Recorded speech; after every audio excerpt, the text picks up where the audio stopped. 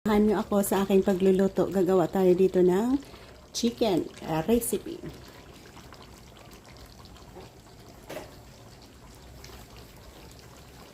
Dalawang pirasong manok. Ito na naman ang ating recipe gustong ibahagi sa inyong lahat. Samahan niyo ako sa ating pagluluto.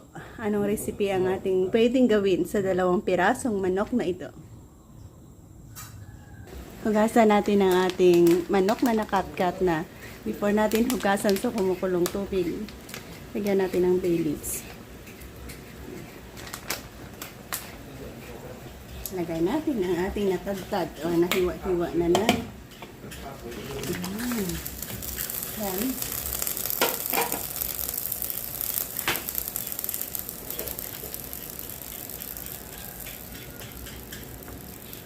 Dito sa gilid, meron tayong pinapakulo ang green peas. Fresh na green peas ang ating pinapakuluan din.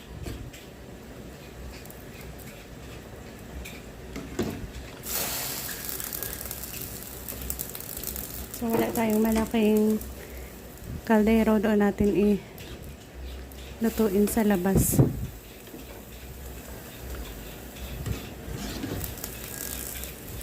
Dalawa kasi. Or pwede din hatiin natin. Yan na nga, kumulo na. So, drain off natin. And mag-start na tayo magluto. Samahan niyo ako guys. Gagawa tayo dito ng masarap na recipe.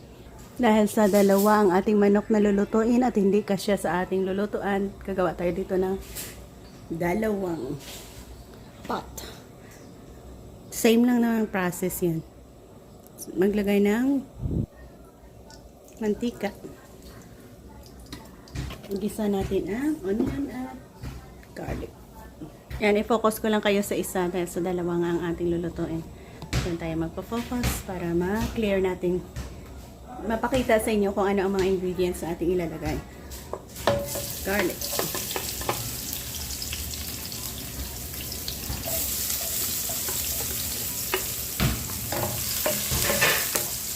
Onion.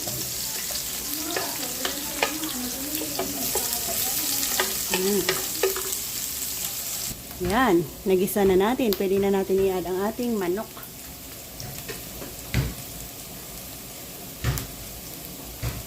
Natin natin yung manok natin.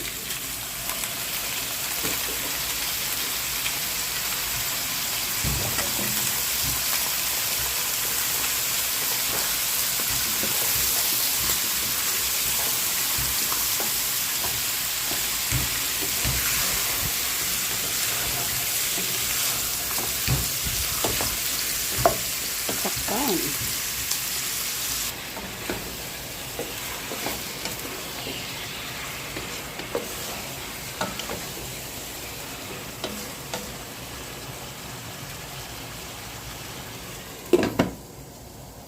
Yan, silipin natin.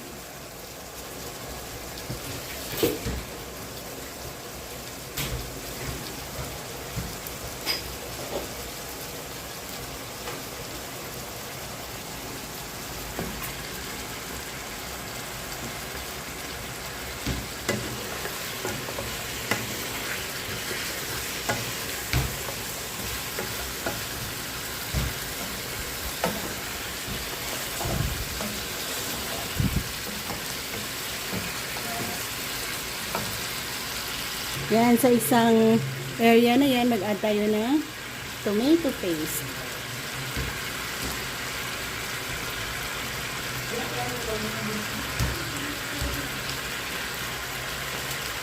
Pareho lang yan. Dan sa kabila is ganun din. Tomato paste.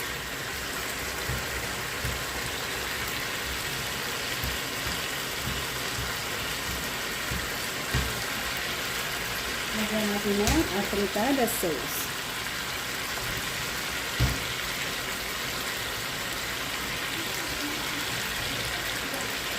Afritada sauce din dito.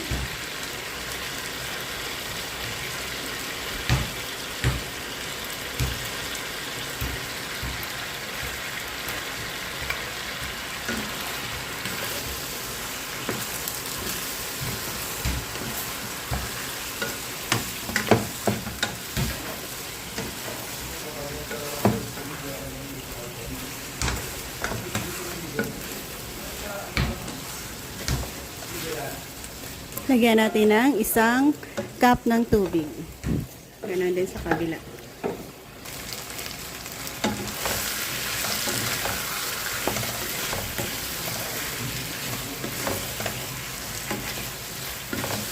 Yan, lagyan natin ng tubig.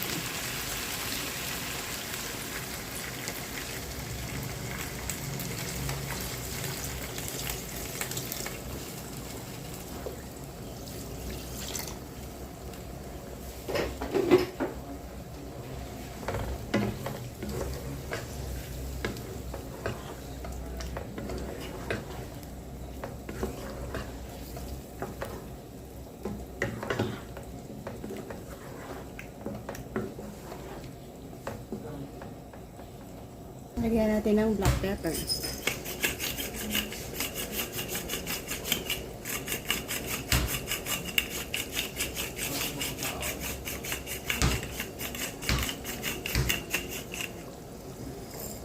Isabay nating ilaga ang carrots. Medyo tagal-tagal maluto ang carrots kaysa sa patatas natin. So, alam niyo na kung anong ating ibinabahagi dito sa inyo. Masarap na apritadang manok. Ayan.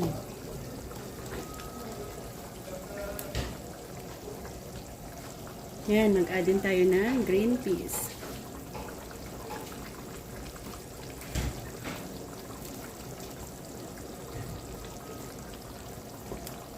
Ayan, pwede na natin i-add ang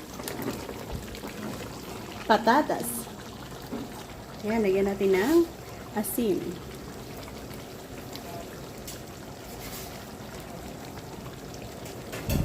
Nagpapalambot na lang tayo dito ng ating patatas and malapit na tayo magkapos. Mag-add tayo dyan ng grated cheese.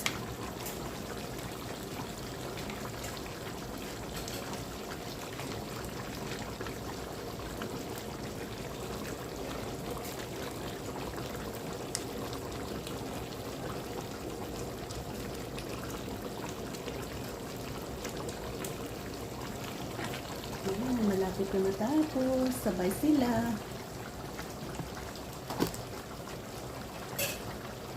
Ayan, haluin natin. May last pa tayong ilalagay dyan ang ating bell pepper. Last touch tayo sa ating bell pepper. So, salamat guys sa pagsabay sa akin sa ating pagluluto. Meron tayong masarap at easy na pamamaraan ng pagluluto ng apritadang manok.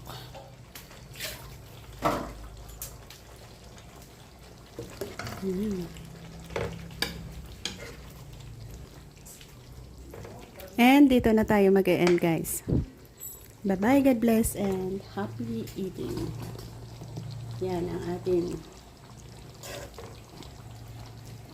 madaming apritadang manok na ito.